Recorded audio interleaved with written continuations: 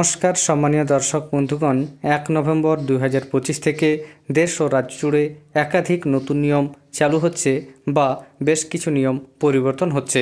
সম্পূর্ণ আপডেট আপনাদের এই ভিডিওতে দেব। এর আগে অনুরোধ, চ্যানেল নতুন হয়ে থাকলে ছোট্ট চ্যানেলটি সাবস্ক্রাইব করে নোটিফিকেশান অল করে রাখতে ভুলবেন না। প্রথমে ব্যাংক সম্পর্কিত যে নিয়মগুলি পরিবর্তন হয়েছে সেগুলি আপনাদের দেখিয়ে দিই। প্রথম একটা নিয়ম হচ্ছে সাইবার প্রতারণা। যদি কোনো গ্রাহক সাইবার প্রতারণার শিকার হন তাহলে তার হাতে 3 দিন সময় থাকবে ব্যাংককে এ বিষয়ে অবগত করার। যদি অভিযোগের পরেও ব্যাংক কোনো পদক্ষেপ না করে তাহলে ব্যাংক 25,000 টাকা জরিমানা দিতে বাধ্য থাকবে।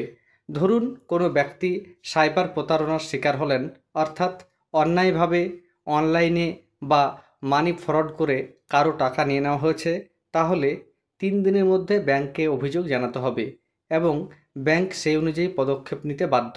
যদি ব্যাংক পদক্ষেপ না নেয় তাহলে ওই ব্যক্তি ব্যাংকের নিকট থেকে 25,000 টাকা জরিমানা পাবেন। দ্বিতীয় নিয়মটি হচ্ছে কেওয়াইসি সংক্রান্ত। ব্যাংকে কেওয়াইসির নিয়মেও পরিবর্তন আসছে। যে অ্যাকাউন্টে কোনো ঝুঁকি নেই সেখানে 10 বছর অন্তর কেওয়াইসি আপডেট করতে হবে। যে অ্যাকাউন্টে অল্প বিস্তর ঝুঁকি থাকবে সেখানে 8 বছর অন্তর, এবং যে অ্যাকাউন্টে হাই রিস্ক থাকবে সেই অ্যাকাউন্টে 2 বছর অন্তর কেওয়াইসি আপডেট করতে হবে। আপনার অ্যাকাউন্টটি কোন ধরনের অ্যাকাউন্টের মধ্যে পড়ছে সেটা আপনি ব্যাংক থেকে জেনে নিতে পারবেন। তৃতীয় নিয়মটি লকার সংক্রান্ত। যদি ব্যাংকের লকারে রাখা কোনো জিনিস চুরি হয় বা ক্ষতিগ্রস্ত হয় তাহলে ব্যাংক ওই লকার ভাড়ার 100 গুণ পর্যন্ত ক্ষতিপূরণ দিতে বাধ্য থাকবে। চতুর্থ নিয়মটি হচ্ছে সিবিল স্কোর।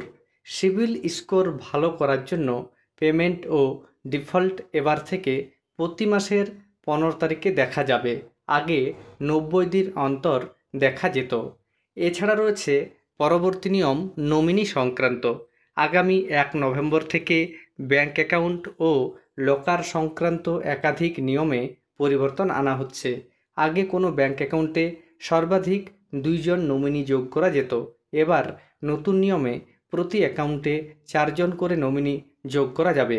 এই নতুন নিয়ম চালু হওয়ার ফলে একজন ব্যক্তি তার ব্যাংকে রাখা টাকা 4 জনের মধ্যে ভাগ করে দিতে পারবেন এবং তিনি কোন ব্যক্তিকে কত শতাংশ টাকা দিতে চান সেটা তিনি যদি উল্লেখ করে দেন তাহলে তার মৃত্যুর পর তার পছন্দ অনুযায়ী তার নমিনিরা সেই পরিমাণ টাকাই পাবে।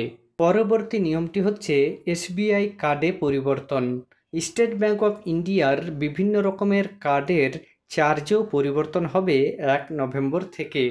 ক্রেড, চেক, মোবিকুইকের মতো থার্ড পার্টি অ্যাপ ব্যবহার করে এডুকেশন সংক্রান্ত পেমেন্ট করলে 1% ফি ধার্য হবে।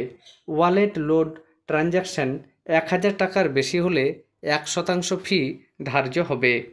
পরবর্তী নিয়মটি হচ্ছে আধার আপডেট সংক্রান্ত। 1 নভেম্বর থেকে আধার সংক্রান্ত বিভিন্ন পরিবর্তন অনলাইনের মাধ্যমেই করা যাবে। কেবলমাত্র বায়োমেট্রিক আপডেটের জন্য আধার অফিসে ভিজিটের প্রয়োজন পড়বে। এই আপডেট সংক্রান্ত চার্জেও পরিবর্তন হবে নভেম্বর থেকে। নাম, ঠিকানা, জন্ম তারিখ বা মোবাইল নম্বর সংক্রান্ত পরিবর্তনের জন্য 75 টাকা ফি লাগবে। বায়োমেট্রিক সংক্রান্ত আপডেটের জন্য 125 টাকা ফি লাগবে। পরবর্তী নিয়মটি হচ্ছে পেনশন সংক্রান্ত। রাজ্য এবং কেন্দ্রীয় সরকারের পেনশন প্রাপকদের অ্যানুয়াল লাইফ সার্টিফিকেট জমা দিতে হবে 1 নভেম্বর থেকে 30 নভেম্বরের মধ্যে। নিয়মিত পেনশন পাওয়ার জন্য এই কাজ বাধ্যতামূলক। ঠিক সময়ে লাইফ সার্টিফিকেট জমা করতে না পারলে পেনশন বন্ধও হতে পারে।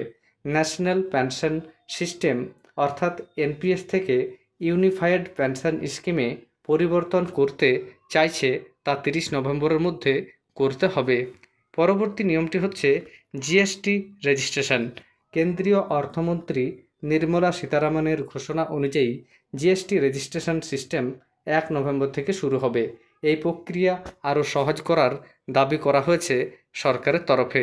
শেষ নিয়মটি কৃষক ভাইদের জন্য। আপনারা সহায়ক মূল্যে যে ধান বিক্রি করেন 2025 সালে তা আবার শুরু হচ্ছে। আপনাদের জানিয়ে রাখি, ধান বিক্রির ক্ষেত্রে বেশ কিছু নতুন নিয়ম চালু হয়েছে। যেমন আগে আপনারা এক দফায় 20 কুইন্টাল ধান বিক্রি করতে পারতেন, এবার আপনারা এক দফায় 15 কুইন্টাল ধান বিক্রি করতে পারবেন। তবে পূর্ববর্তী বছরের তুলনায় ধানের দাম বৃদ্ধি করা হয়েছে। আপনারা আগের বছর কুইন্টাল প্রতি 2300 টাকা পেতেন, এবার 69 টাকা বাড়ানো হয়েছে, অর্থাৎ আপনারা প্রতি কুইন্টলে 2369 টাকা পাবেন।